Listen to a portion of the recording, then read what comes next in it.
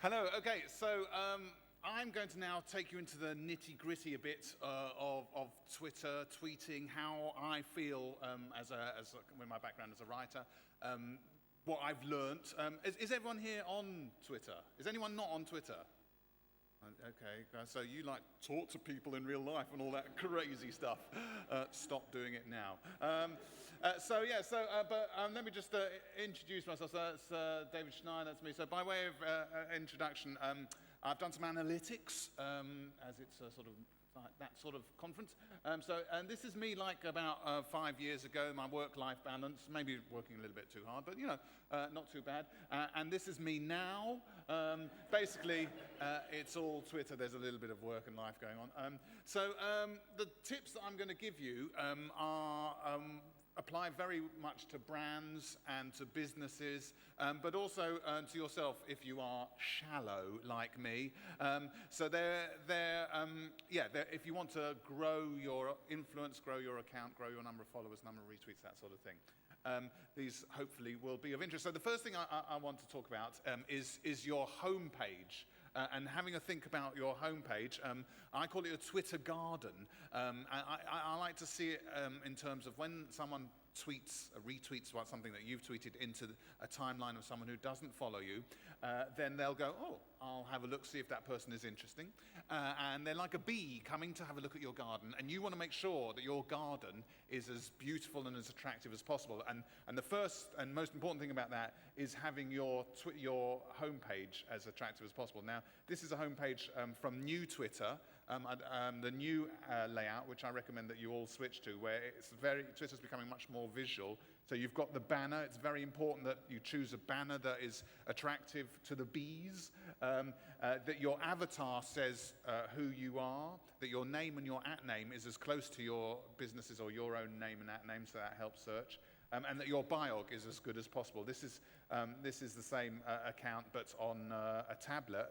And on the tablet, the picture is less important, but the biog becomes very important. And the biography, is the first thing that the Twitter bee will look at when they arrive. They'll look at the picture, and yeah, that's interesting. I'm sorry I'm doing this slightly weird bee mime, but I've started, so I'm just going to sort of persevere. So I'm going to stop now because I'm very self-conscious about it. So the bees come and they'll see the picture, and then they'll think, well, let me read the biog. And because there's still a lot of writing in Twitter, that biog is essential to attract them. You've got 160 characters.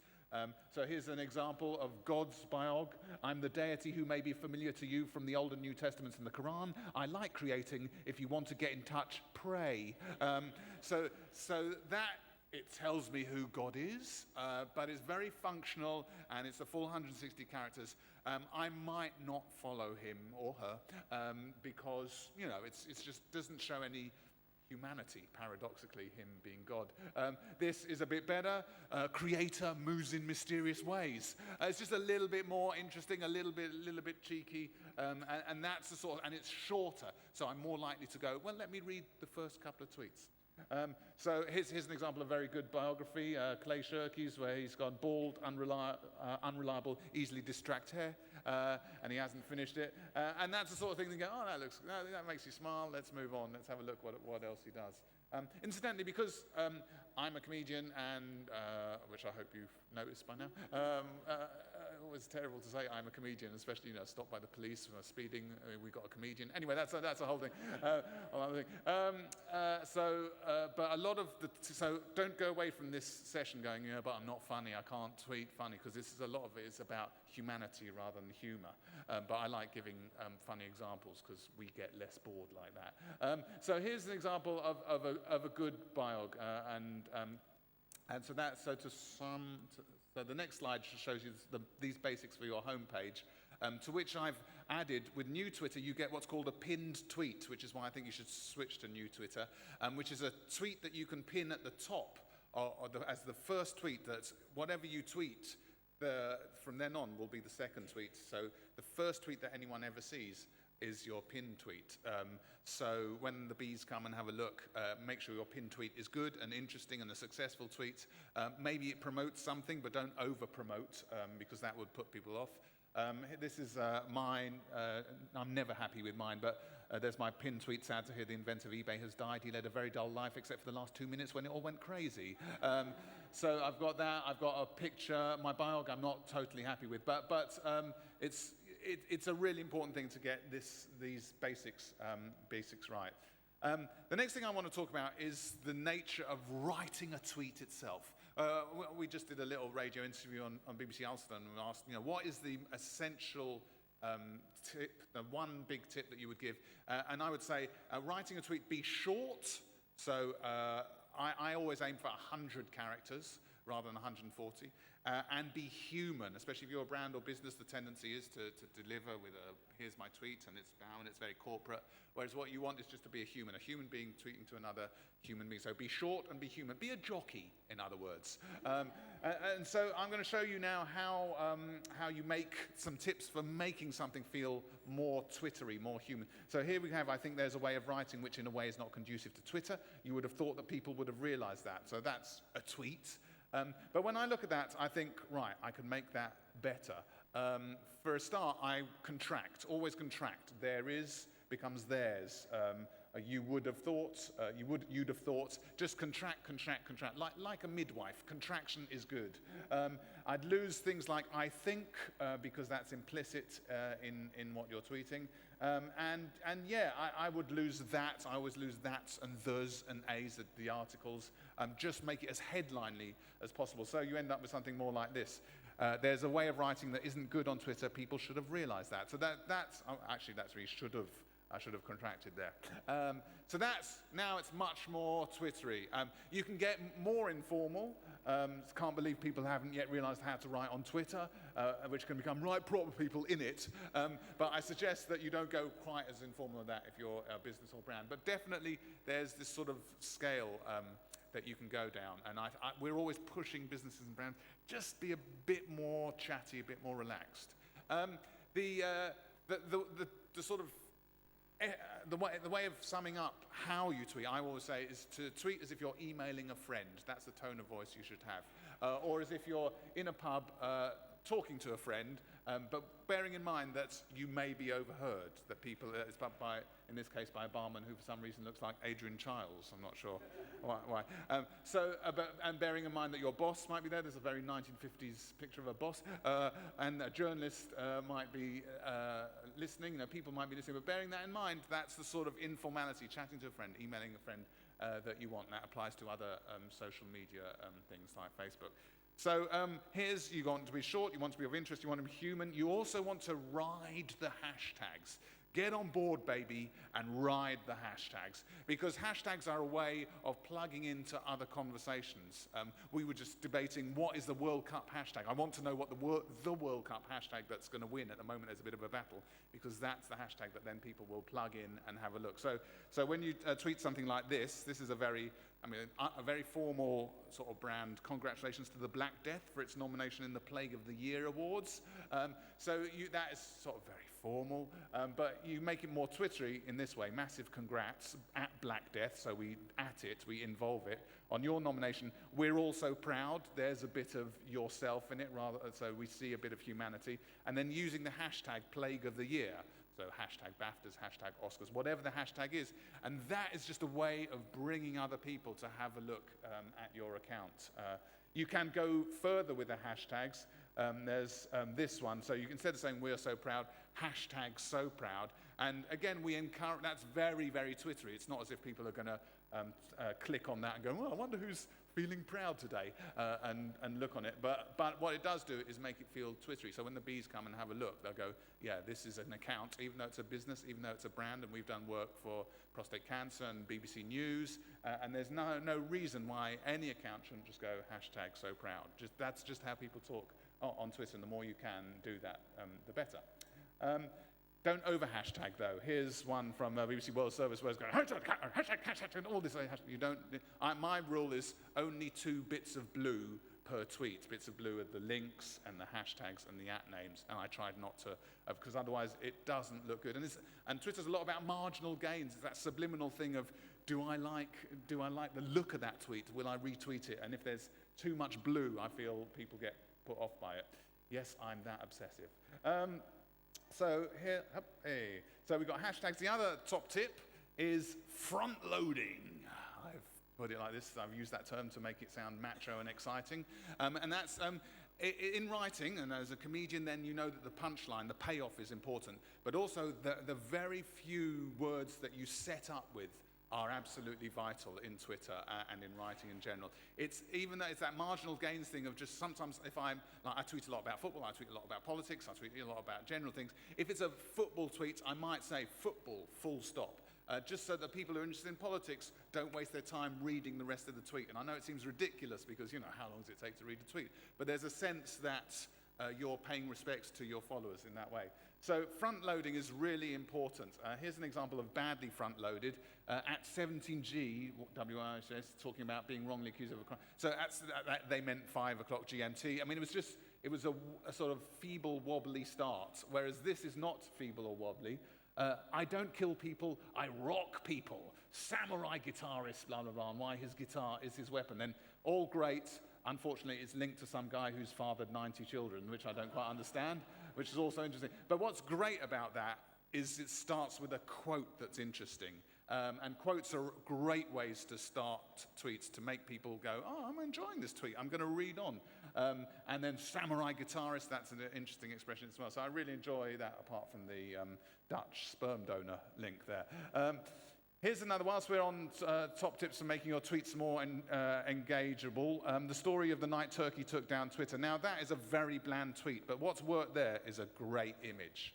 And they, the BBC trending here, they wanted people to click on the link, that was their goal. But by attaching an image, and we find that images make your tweets 150% more shareable, likely to be shared, attaching that image, it's got over 2,000 retweets, so they'll get a lot of attention. So really think in terms of images, and can you use an image? Here's another thing, if you've got a business and you want to attract people to your links, then here, Ben Ainslie, Ian Bell, Hannah Cocroft, Mo Farah, BBC Personality of the Year, shortlist announced. And what they've done wrong is that they've announced the shortlist in that tweet. No one's going to click on the link, or it's very so it's Twitter. A lot of Twitter, if you're trying to drive people to links, drive people to websites, is about showing a little bit of leg. Just show a little bit. I mean, what they've done is they've ripped all their clothes off here, which is not good in this specific circumstance. So yeah, show a bit of leg, tease if you're doing links. So those are the things. Those are my top tips for tweets. Not top teats. That would be a weird thing to say. So those elements, then always do a safety check. Am I going to offend someone? Is it libelous? Am I going to offend the pedants and the grammar Nazis, as they're called? Pedants I always spell with 2 Ds because it really annoys them. And then away you go. So that's my tips for tweeting. I'm sorry I'm going at breakneck speed, but there's a lot of content here that I'd love to share with you. Here's replies. The one really important rule with replies that people, even experienced tweeters, forget, is that if you have, like, at my bitter rival, you're crap at Twitter, you've got no followers, loser, that will own, which I'm sure you all want to tweet from your businesses and brands, at my bitter rival, the only people who will see that are you and at my bitter rival and mutual followers. Only those people will see that. And because my bitter rival has no followers, probably no one will see that. So even all your followers won't see it unless you put something before the whether it's a dot, whether it's hey, or whatever. And that's really important. People tend to forget that. So once you put something before at my bitter rival, then all your followers at least see it. So that's. I just wanted to remind people of that. Okay. David's talked about a few techniques that we use for cutting through, and I just want to really quickly spin you through some of the stuff that we find cuts through on Twitter. Most tweets, in fact, all tweets should contain one of these things: information, insight, or humor. So one of those 3 things will help your tweets get shared. But a lot of brands tweet very safely about their brands, like, Kit Kat. Do you like Kit Kat? I like Kit Kat. Do you know what's your favorite Kit Kat? Let's talk about Kit Kat. And that's fine, but we encourage brands to come away from the brand and do what I like to call serendipity. Be a human being tweeting to another human being. Here's an example of something that I think any account could tweet, and it's a picture of how grapes are made. So there's the picture. very engaging, very nice, and it's not going to offend anyone. And I think there's no accounts that couldn't just go, here's a funny picture, and send it out there. And then people go, oh, I quite like the Kit Kat account. They also do funny pictures, or whatever it is. So think about serendipity. A lot of accounts, or some brand accounts, just go for serendipity in an attempt to become popular and influential on Twitter. So here's one of my favorites from Arena Flowers. When you're asked what your weaknesses are at a job interview, look lovingly into their eyes, place your hands on theirs and say you. And all they do is jokes. They just do jokes. Although it's unquantifiable how successful it is in terms of getting money into the business. I, for example, when I needed to buy flowers, I went to Arena Flowers. So I think it does work. It's just hard to measure. So think about whether you just want to be a person rather than just sticking with the brand. So serendipity is a very important thing. The other really important thing is engagement. A lot of the time, I know you all have busy lives, and you're, oh God, I've got to do Twitter, I've got to do Twitter. And so you'll go and send out a tweet, and then you'll walk away. Don't. When you send out a tweet, say, I must stay, and I must see if anyone has replied to me, and I must reply to them. So there's two types of engagement. There is the replying to people. There's also, and connected with that, there is the getting replies in. So sometimes you could start your own hashtag. Here's one that Radio 1 did. Okay, admit it. Are your parents cooler than you? Share your stories with us using hashtag my parents are cooler than me. You start your own hashtag. You get a response, hopefully, and it might not work. You might get nothing, in which case you just do a discreet delete sometime during the night, which is what I like to do with a lot of my stuff. So you get a response, and then, this is very important, just retweet a couple of them into your account. And especially if you've got a slightly larger brand account, people are shallow and they like being retweeted, and so then they will engage more.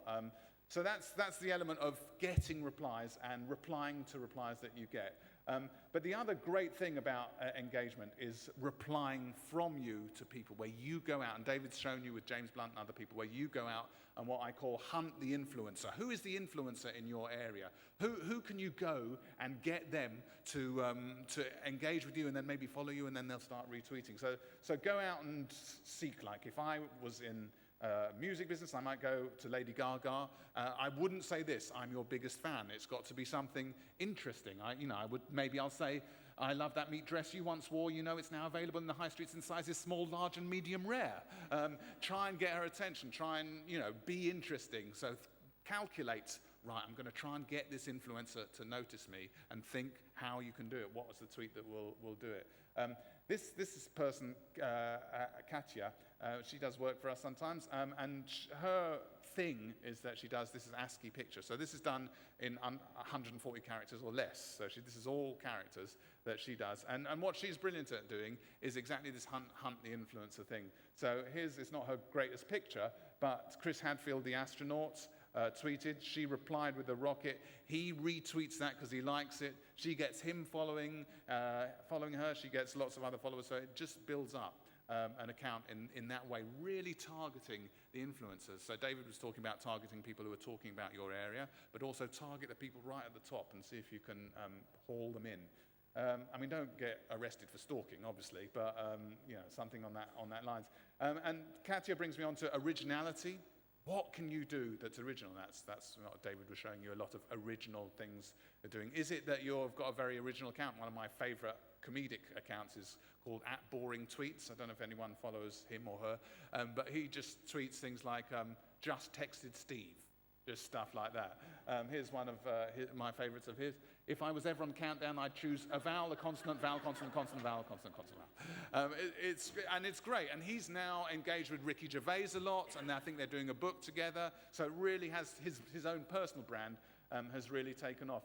But it doesn't have to be humor, as I said earlier. One of the great things that I liked was this JFK _1963, which was a commemoration of the 50th anniversary. And what they did was a month of tweets as if JFK was live tweeting 50 years ago. So they got a bit of attention. And then on the actual day itself, it was quite extraordinary how he tweeted, I'm in Dallas, can't wait to get into the motorcade, it's going to be great. And you're going, no, don't do it. And then the assassination happened, and it switched to Walter Cronkite, the journalist, And if you read up, you can see that what's happening there is they're not sure. This is towards the end. They're not sure whether he's dead, and then the confirmation comes in. And whenever people say, "Oh, Twitter's just it's people, posting pictures of their breakfast," I take them by the scruff of the neck, and I scroll down a couple of pages on the JFK feed, and I make them read it, because it is, and I recommend you do, because it's as powerful as any documentary. You feel you're there. It's a great use of Twitter. So what they've done is, right, this is what we can do. They've sat and thought, what is the original strategy that will cut through, and it worked really well for them. The other thing which links to that is topicality. This is what I use a lot. Topicality, really, if you can harness that, you're away. What are people talking about? What are the hashtags? What is trending? Have a look at that. My most successful tweet ever was this one, when Lance Armstrong admitted that he was a drugs treat. So I tweeted this: Lance Armstrong isn't even the worst offender in cycling history. Look at this guy. What the hell was he on? And I added this picture here. I'm very glad that you laughed at it. Thanks very much. But it did so well because it was topical. It was just at the moment that story broke. So if you can surf that wave, that is fantastically useful. So there are two types of topicality. There's the ones that you can predict. So for example, you knew last year that the royal baby was being born, and a lot of brands prepared for the birth and then tweeted something. This one I like: Warburton's, one's bun is done. Very nice. But where the real dividends are, and that's something that we do a lot with our company, is when things respond. When you respond instantly. I had a really good success with when the royal baby, they announced that the baby was called George, and I tweeted congratulations to Will and Kate on their beautiful baby boy George, and tweeted this picture. And it was just because, again, I thought, right, this is called George, what should I do? And then, because I knew that if I could surf that wave, that would be very successful. But it really is about just engaging. It don't have to be funny, but just thinking about what is your spin on what everyone's talking about. What's your spin on the World Cup? What's your brand spin on the World Cup? And responding to events. And people really appreciate that. Live tweeting is another thing that we do, which is there was this, which so I'll be live tweeting some of the England World Cup games, and it's just a way of really bringing in followers, because you're entering the conversation. And also, more and more, if you live tweet, even from a brand account, live tweet a TV program that is maybe relevant or that you just like, whether it's Great British Bake Off or Gogglebox or whatever, these big events on Twitter. Join in from your brand account and become part of the conversation, because more and more TV is feeding into a loop with Twitter. I found that myself. I tweeted not a great tweet from X Factor about X Factor, and 10 minutes later they actually put it up on X Factor, which freaked me a little bit because it wasn't a great tweet. But it was just like also showing that that's what's happening now. There's this sort of loop that if you do well on Twitter, you can get onto lots more exposure. So that, if instead of my name, that's your brand name, which I don't think they do, to tell the truth. But then if you can get out there, just get the attention, then that's really strong. So there are other things that David talked about: events, formats, quizzes. What's the thing that distinguishes your broadcasting channel? If you see Twitter like that, once a week, do you do something that's distinguishing you? And also the reactive listening that James Blunt and David was talking about. And then one final thing I want to leave you with is Twitter's becoming much more visual. And it's going to images now. You can see much more clearly on tablets and on the twitter.com, and vines. And we're moving into vines big, these 6-second looping vines. And I think the World Cup will make them incredibly powerful. So if you're a brand or business, you should think in terms of, is there some essence, some vine where we can put that out there and it can be shared. So I'm going to show you just one, which is by our chief pioneer, which is a terrible word that I caught myself using without irony the other day. So that's why I went pioneer. Jane Sharp.